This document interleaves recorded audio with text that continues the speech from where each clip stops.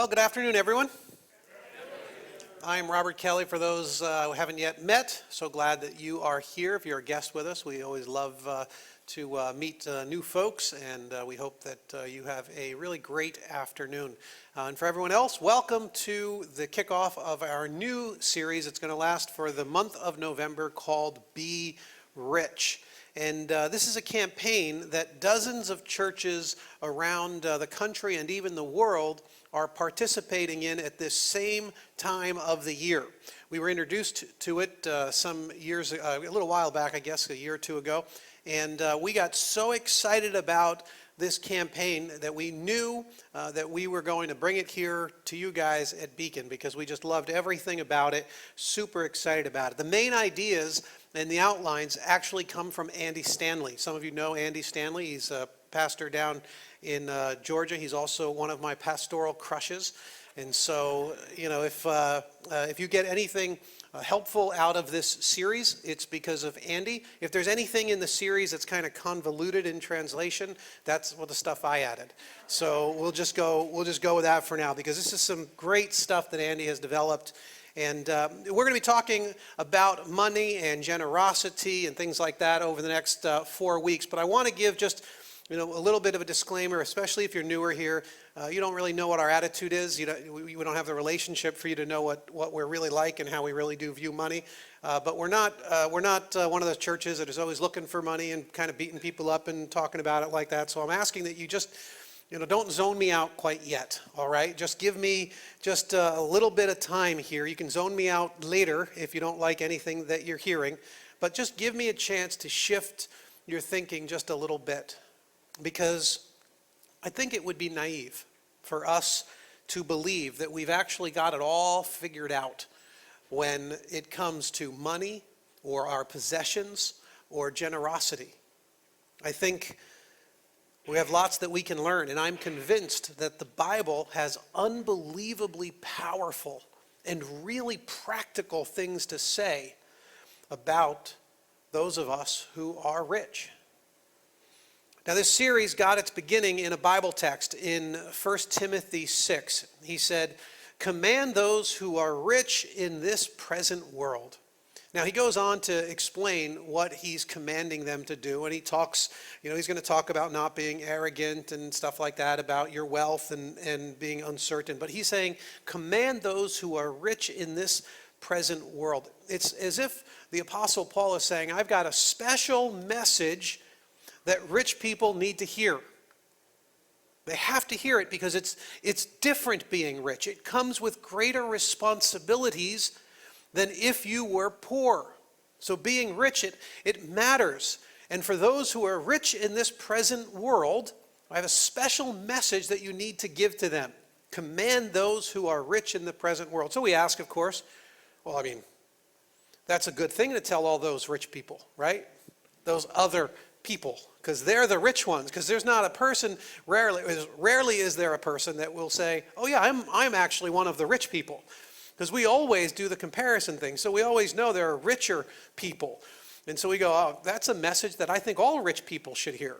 But we don't view ourselves in the rich category. Most of us don't. Yet the statistics tell us that if you make $48,000 a year or more, you are in the top 1% of rich people in the world. So you remember all those conversations, the 1% and the 99%? We were like, yeah, those 1%ers, they should give more of their money away, right? We had this whole attitude about the 1%ers. Yeah, we're the 1%ers globally. If you take all of the people who are here on the planet in this present world, we are in fact in the 1%. If you take all of the people who have ever lived on the planet, you will find that we are unbelievably wealthy. The access we have to stuff, to food, to entertainment, all of this is incredible by world standards. We are, in fact, rich. Paul goes on to say in verse 18, he says, command them to do good, to be rich. That's where the whole name of the series comes from. Be rich in good deeds and to be generous and willing to share. And I think it's possible that we are, in fact, most of us are, in fact, rich. And I think it is likely that we don't know how to be rich good. I think we can be pretty lousy at it, actually. I think most Americans are bad at being rich. So, for instance, Northeast people, us, we're up here in the Northeast, with all of our wealth and all of our education, do you know that we give less than other parts of the country do? We are the least generous section of the country. We give a paltry 4% on average of our income. The rest of the country does more. If you think about it from a political standpoint, we don't fare well there. Blue state, red states outgive blue states. Now some of you are thinking, that's impossible. How could the red states outgive the blue states? They're the ones that actually care about people. And people from another political persuasion will say, well, that's exactly what I would have expected the red states to outgive the blue states, because it's all just talk. But we're here in the Northeast in a blue state. We give less than people in other parts of the country. Here's a great little chart that I came across. I found it pretty compelling personally. If you make less than $25,000 a year, you give away 12.3% of your income, which is pretty neat because the Bible speaks in terms of percentages, and it talks about the tithe, which is 10%. And so the people who are making less than $25,000 are able to give away 10% and then some. And that sounds pretty biblical. You give away what you're expected to give away, the tithe, and then you do whatever you can on top of that. And these people are doing that. Which means, of course, when you make, say, $25,000 to $50,000, it should all get better. But of course it doesn't. They give away 6.8%. You're like, wow, that's a significant drop. As soon as you get into those kind of numbers, wow, that's serious. But we can understand it living here in Nassau County, especially, 50,000. It's hard to live on anything like that in a county like ours. But when you start making a little bit more, say 50 to 75, how will you fare? Well, you give even less at 4.8%. Yeah, but that's because we haven't gotten near those more magical numbers, right? 75 to 100 is starting to get to the place where you could really make a decent living. So you give between 75 and 100, surely you'll start to turn this around. At 3.8, no. It gets worse. But fortunately, the average household in Nassau County makes about $120,000, I think is the average income for Nassau County. And it's the magical number, right? You made 100,000. That's a good thing. Like you break that, and that's kind of like that's a new threshold. So clearly generosity will kick in at that point, between 100 and 200. No, they drop to 3%. And down it goes, because if you go from 200 to 500,000, you make think about that, $250,000, you give away 2.6%. This just drops and drops and drops and drops. Now, fortunately, I have some really, really good news for you. If you make $500,000 or more, you've suddenly turned the tide and you give away a whopping 2.8%. And it takes you to get to $500,000 before you even start to see these things turn around. And all of these are paltry except for the under 25. The rule, obviously the moral here is if you want to be generous, you have to cut your salary down below $25,000. So I guess that's the way we need to do it. I think it's clear that we don't know how to be rich. That's why he tells us command, because God he's not interested simply in how much you give. He's interested in the percent, because he's interested in how it impacts you. Even beyond the percent, he wants us to give sacrificially. That's the message throughout the whole of the scriptures. Do you feel it? Does it hurt to be generous? Because if it doesn't, we haven't yet begun to understand genuine generosity. That's what this series is designed to do, to help each and every one of us be rich in an incredibly great way. And according to this text, being rich means being generous. Being generous. So are Christians good at it? Are we good at generosity? Is there this thing called Christian generosity? And you might, think of it like this. So we've all got friends, many who are Christians and many who are non-Christians, right? And so think about all the different categories of people. Even if you have Christian friends, but they're not really kind of committed to their faith right now, you can kind of put them in that other category. How many of them, when you're talking about Christianity, the first thing they think about is just how incredibly generous Christians are? You're in a conversation, you're hanging out with a bunch of people, the idea of Christianity comes up, and the first thing they say is, oh man, Christians, they're the best. They're so unbelievably generous. They're just so sacrificial. You should have heard what these Christians did. They helped this person, they did this thing. Is that what you're hearing? That's the first thing that people say when they think about Christians? Or do they think about, how judgmental and harsh and critical and bigoted and all of these things? So imagine what it would be like if, in fact, that wasn't the way we were viewed. We think that people are going to be attracted to Christianity because of what we believe. Like one day they'll learn our theology and all of a sudden the churches won't be able to hold all of the people busting in the doors to come to Christ because now they know the things that we believe. They know our theology. That's certainly how I hoped it was going to be. I went to school, I went to seminary before I came into full-time Christian ministry. And, we were learning all this stuff, right? We're studying hard and learning history and learning the languages and trying to do apologetics, defending the faith and getting all of this cognitive stuff going on. And I was pretty excited because I was pretty well equipped to get out there and start convincing people to, trust in Christ and to, be a part of this Christian movement.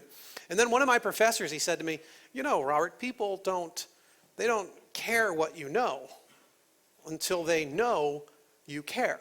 We've all heard this saying before, right? People don't care what you know. And I'm like, really? But I know so much killer stuff right now. This would be so good. He's like, yeah, but people don't really care what you know until they know that you care. I was so bummed out. I'm like, oh man, now I actually got to care. That leads heart change and all that. Can you imagine what it would be like if the first thing that people thought about Christians is how great they are for society? How awesomely generous and sacrificial they are.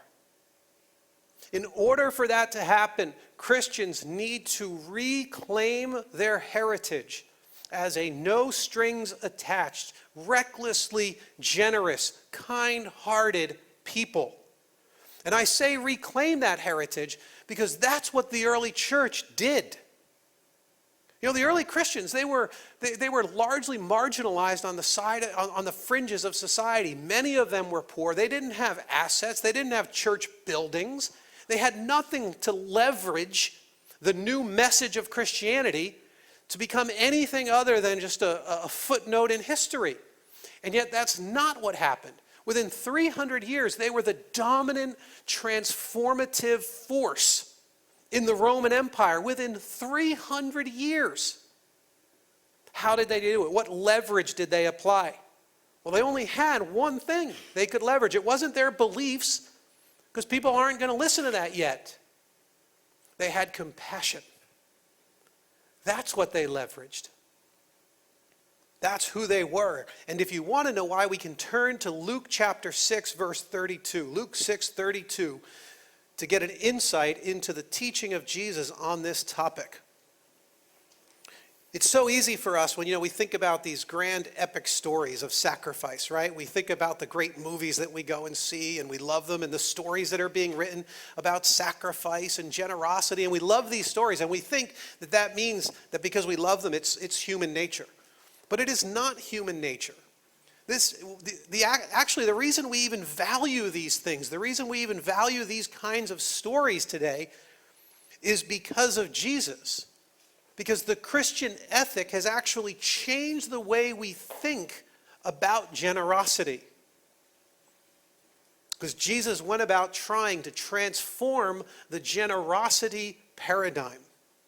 So, all right, so little background in history. So in the ancient Greco-Roman world, there was an idea called liberalitas.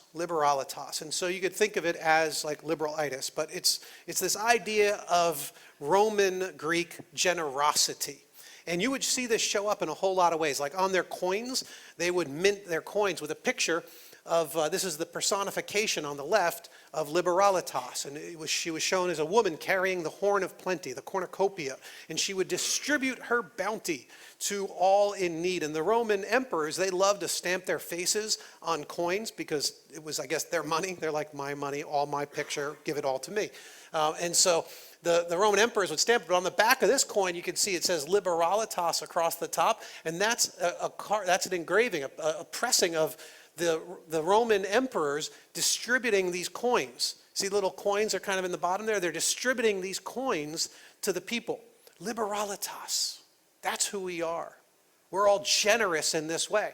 The thing is, when we start to learn about the type of generosity that they were talking about in Liberalitas, we can turn to Cicero, who in a work called On Duties in 44 BC, he said, human beings are born for the sake of other human beings, so that they may mutually benefit one another.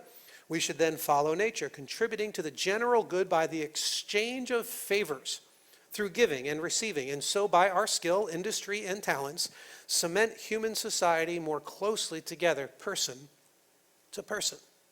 I think most of us reading this would say that's a beautiful sentiment. That is actually how the world ought to work. There is some real elegance in this idea, this reciprocity idea.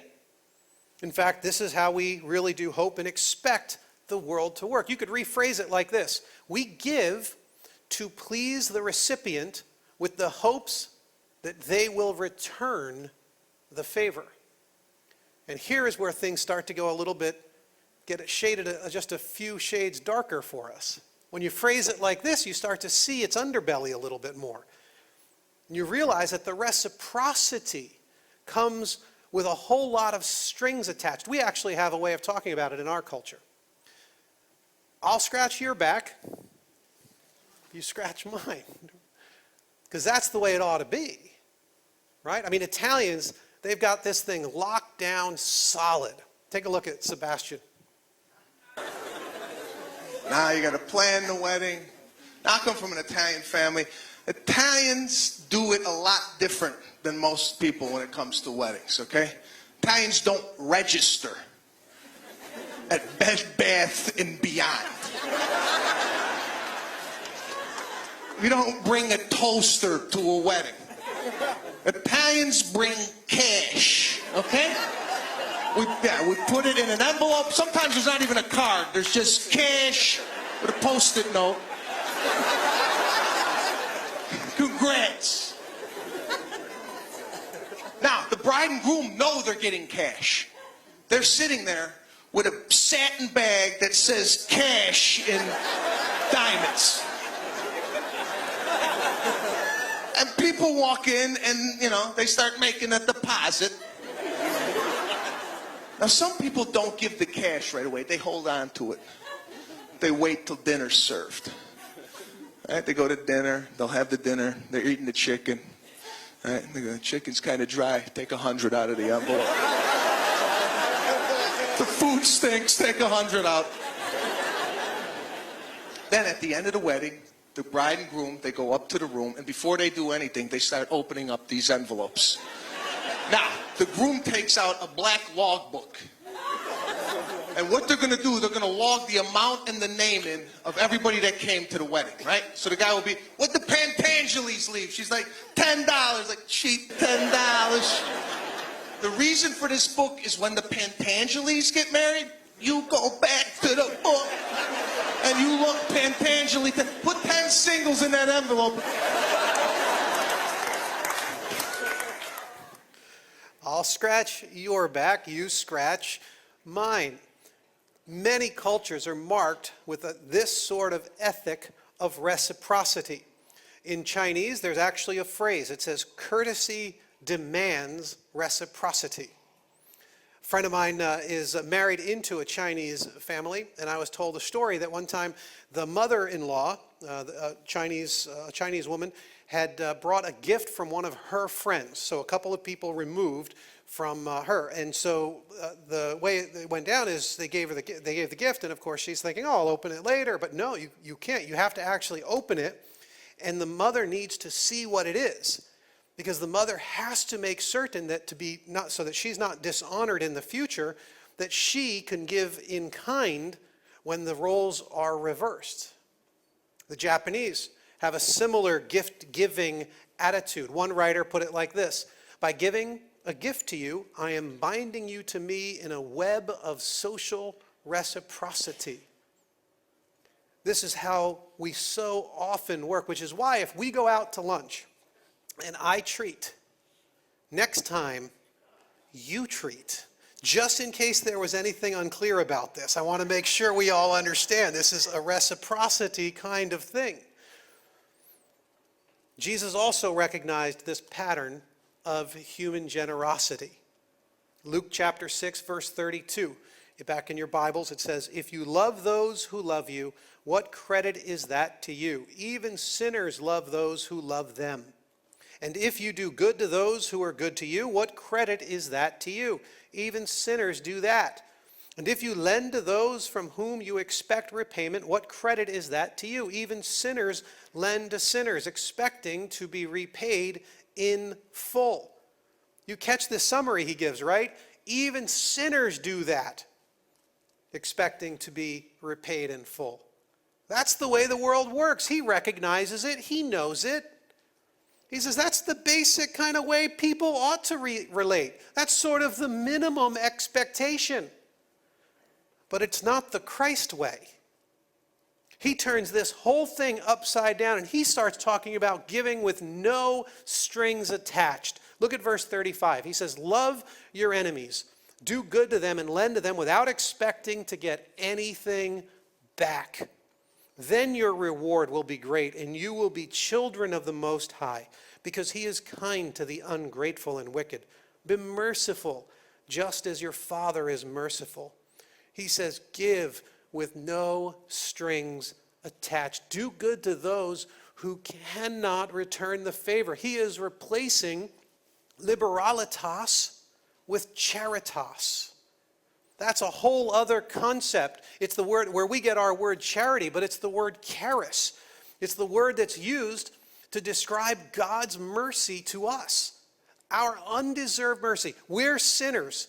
We're in rebellion against God. God comes on the scene. He gives us forgiveness in Christ by offering up Jesus on the cross while we are shaking our fists at him in rebellion.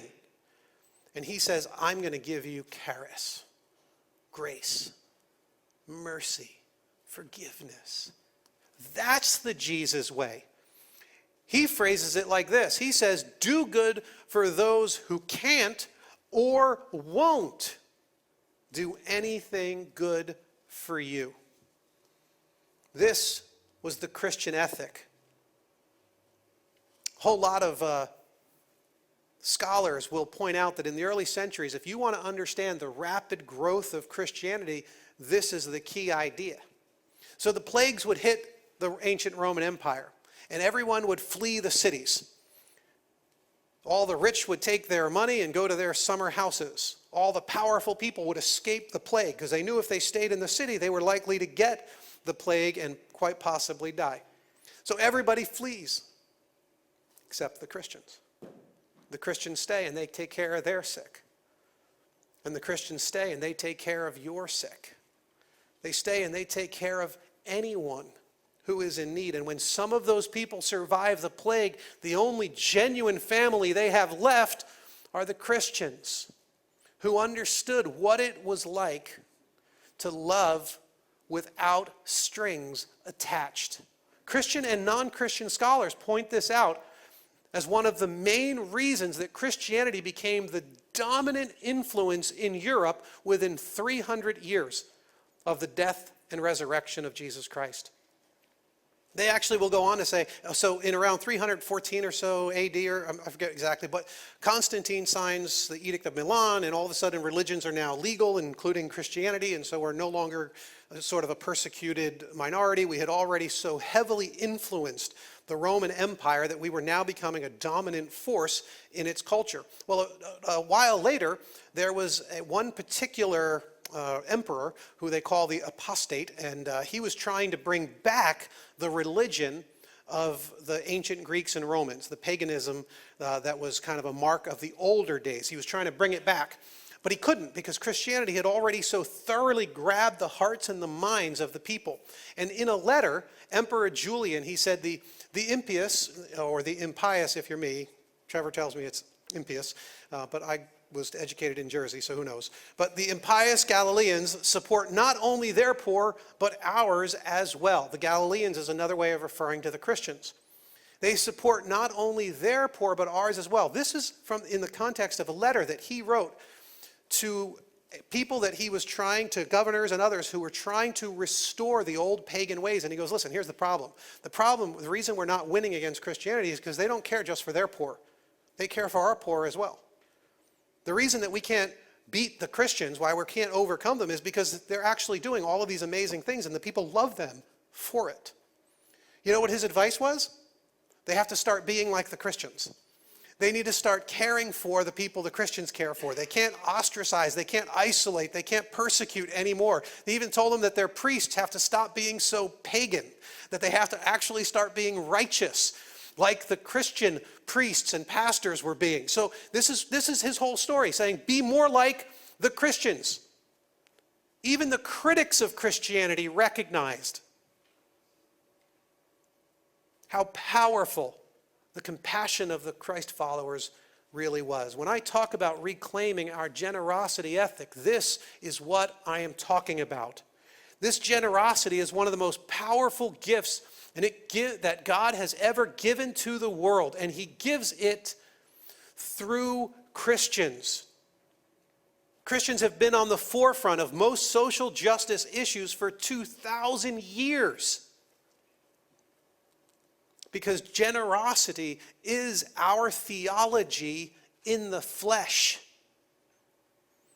What we believe about God and what we believe about ourselves and what we believe about our stuff, our theology about people who are not us, about others, our theology about Jesus and his gift of charis, all of that theology, all of that stuff we believe is seen in generosity. It's given flesh in generosity. It is our theology, but it's lived out in such a way that people can see it. And when they see it, they see God. So how do we want to practice generosity? Well, we want to partner with organizations that are already generous. We don't want to create our own whole network of social services or anything like that. So over the years, we have cultivated a series of relationships with organizations that are already doing amazingly generous work. And we as a church, every single month, we figure out ways of giving money, people, and time, and stuff to these organizations that are already doing great acts of generosity in the culture. We want to partner with them. We do not want to be competitors. And we've partnered with organizations that do things such as foster care, poverty, fighting hunger, working in the hospitals with sick children. We've worked with crisis pregnancy. All of these and other categories are the kinds of strategic alliances that we have formed over the years. We have also spearheaded some strategic alliances with other churches. We're trying to use our influence with other churches to mobilize even more Christians to do these great acts of compassion. Now, if we want to be good at being rich, then we need practice. And so in addition to the messages that are going to make up the Be Rich series, we are going to have 4 challenges that we are going to give to each and every one of you. And I really do mean every one of you. So the 4 challenges over the next 4 weeks, I'll give you a summary of them, but we'll hit each one specifically each week. The first challenge is going to be to give more money. That's the easiest of all of these. Then give more time. That might be the hardest. Then give more food, and then give more gifts. These are the 4 challenges that we are going to try to accomplish as a congregation during the Be Rich campaign through the month of November, because we need practice in being generous, and this is how we're suggesting we do it. So let me explain this week's challenge. This week's challenge is to raise money for the foster children of Nassau County. We have a fantastic relationship forming with Nassau County Social Services and their foster care divisions. There's a whole bunch of different organizations or offices within it. And they have been asking us to help in very concrete ways. There's a whole lot of different categories. I'll give you a sampling of them. Every year, some of the foster care parents become adoptive parents. They take the kids right out of the foster care system and they give them a permanent family. The office doesn't have the resources to throw a party for those adoptive parents. They've asked us to come alongside and help them throw that party for the adoptive parents. Some kind of like a little, coming home party. That sort of a thing for these families that are actually now officially getting their own kids coming right out of the foster care system. We also have been given the opportunity to help celebrate the foster care families. So there are a couple hundred families throughout Nassau County that collectively care for a couple of hundred kids in the foster care system. But the office doesn't have a way to say, thank you for doing that. To bring them all together, to celebrate them, to give them a great event, and to just say, we love you guys, you're doing an amazing work for these kids, and we want to help you support these kids. So we're going to help them do that as well. We're going to give them the money, and we're going to help them throw a party that will be a part of their thank you to the foster care families. We're also going to support the foster care workers, to find ways to come alongside them and say, you're doing awesome work here. And you're not alone. You're not forgotten. We love you guys, and we want to help you in whatever way we can. These are some of the most kind-hearted people. We've been meeting with them now for a few months, and they're awesome. They're some of the absolute best of government workers. Their hearts are big, and they get tears in their eyes when they're talking about helping these kids. It is a beautiful, beautiful thing to be a part of. There's also a great need to help when kids age out of the system. So once they age out, many of these kids don't have any social network, and the foster care families are already often pressed to their capacity to help. Now what do? They might not even have the basic life skills necessary to know how to write a resume, or might not have the clothes that they need to go on an interview. They might not even understand the whole interview process. They haven't had the basic life skills that many of us just get acclimated to because of the families that we were raised in. We're going to be able to help these families, these individuals, get on their feet when they leave the foster care system. It could be as simple as helping them get set up in their first apartment, getting them the furniture that they need, and giving them any housewarming kinds of items that they might need. Coming alongside and making sure that these kids that are aging out of the foster care system get started with both a network of people and the financial resources that they need to survive. So they do not need to revert to who knows what to try to make ends meet. There's also a whole other department called preventative foster care. Not every kid that is taken out of a home is taken out because of abuse. Any of those kids are immediately taken out and they're protected and put into child protective services and put in with good families who have been well vetted. But there are other things that could cause you to lose your kids that if they were corrected, you wouldn't lose your kids. And so it could be that your house has an infestation and it needs to be completely ripped out, gutted, and exterminated, or it could be that you're not able to pay your heat bills. And so you're risking losing your kids because you can't actually afford to keep them warm in the winter. There's all sorts of different reasons.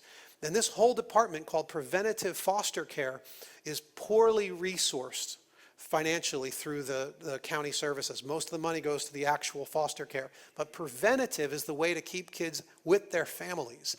And they've asked us to come alongside and help them with that as well, to help rectify the situations, bring some remediation to the situations that will allow kids to stay either with their immediate family or even with their extended family for a time, if that is what's deemed best by their social work. I'm telling you, these are some really great people doing some really great things, and we have an opportunity to come alongside them and help.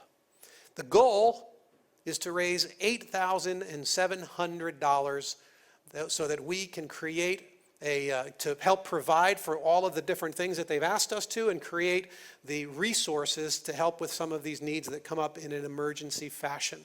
So how are we going to raise $8,700? Well, to do this, and so that all of us can participate and practice toward this end, we would need 300 people, which is pretty much every single person who calls Beacon Church home, every single adult that is here at worship, at all of our services.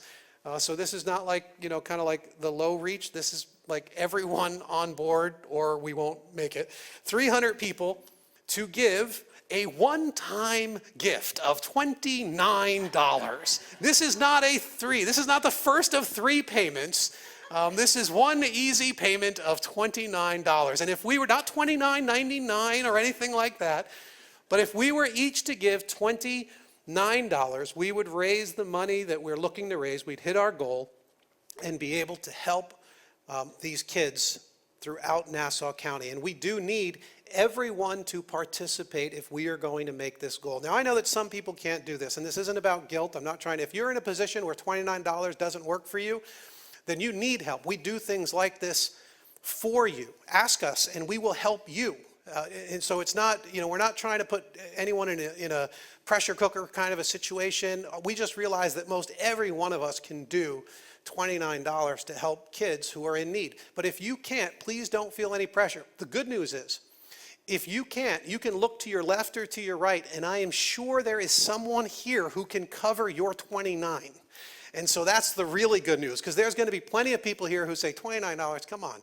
I spend more than that on coffee every week. And so, you can do 29 and you could do a whole lot more than that and make up for the people who couldn't. I would love for us to knock this out of the park this week so we don't have to keep talking about it over the whole duration. I'd love to get to our other challenges. And so in order for us to do that, now listen, I know some of you can be cynical about money and the church, and I understand why. You rightly are so. I've spent many years in that same place. But for those of you who are you're not so sure, you're a little bit skeptical, I want to tell you, I want to just promise, I'm going to make you a promise, that if you want to give to the Be Rich campaign, if you give to this campaign now, not a single penny of it is going to stay here. Maybe you're not into paying for lights and salaries and buildings and all of that kind of stuff. That's your thing, cool. Not a single penny you give to this campaign will stay here. It is going to go through here to the kids of Nassau County, the most vulnerable kids of Nassau County who desperately need it. We will give every penny plus add to it in order to help these kids. There are no hidden shipping charges. There are no handling charges. There's no little asterisk on here. Every single penny will make it to these kids. Now, how can you give? Well, you can give cash in an envelope marked Be Rich. That's if you have cash with you today. You can write a check to Beacon, put Be Rich in the memo. These all go to a separate fund so that they're kept unmingled. Or you can text to give. This is a different texting number. This is a secure number we use only for finances, so this isn't the normal number for your connection card or anything like that. But you can simply take that phone number there. You could write it down. You could plug it into your phone right now, and you could type in there, give $29, or give $290, or give $2,900, or you could give $8,700, and we could just call it a day and be done. So you can just text to give. And you can also give in any of your other ways. You can give in the envelopes, in the box in the back, or anything like that. I'm going to be asking the band to come up now. And as they do, you guys can prepare how you want to give. We are going to have the ushers come forward right at the end of the service. And they're going to kind of take us right at the very end, give us an opportunity to give if you want to give through an envelope. But as the band is coming up and helping us get our hearts ready to come to the Lord's table, I just want to remind you of what Jesus told us in that verse. He said, do good to them, and you will be the children of the Most High. Do good to them, and you will be children of the Most High. Be merciful, just as your Father is merciful. Our compassion is rooted in the compassion that God has shown to us. Our love for others, our charis, is because of his charis. And as followers of Christ, we get to live with a completely different ethic of generosity. And that's what we're calling you each to practice over the course of this series, Be Rich.